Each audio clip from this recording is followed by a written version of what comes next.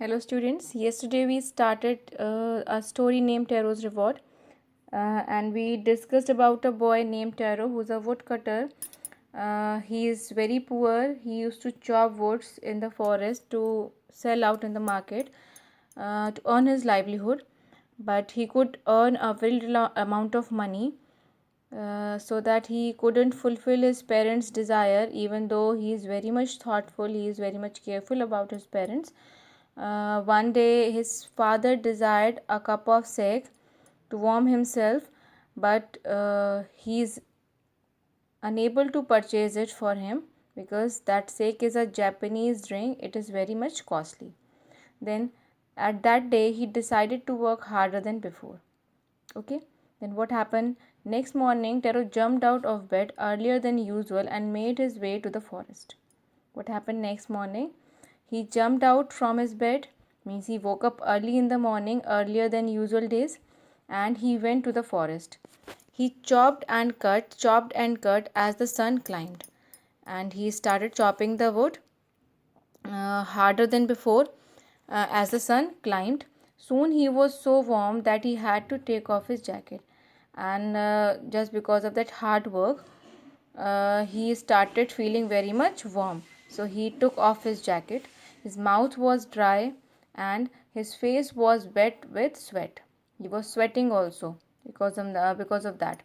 My old father, he thought. He started thinking about his father, and he said that my old father, if only he was as warm as I.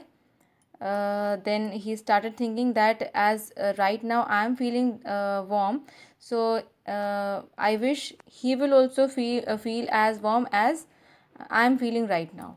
Okay, and with that he began to chop even faster. He started chopping faster after thinking about the sake, after thinking about his father's wish, thinking of the extra money he must earn to buy the sake to warm the old man's bones. Okay, then what happened? Suddenly Taro stopped chopping. What was that sound he heard? He heard a sound. Okay, he stopped chopping and he heard a sound. And he started asking from himself that what was that sound? Could it be? Could it possibly be rushing water? He was astonished to hearing the sound of rushing water, means falling water. Why he was surprised? Because he couldn't listen that type of sound earlier.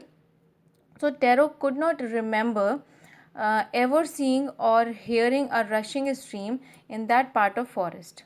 Earlier he was not ever heard about that sound.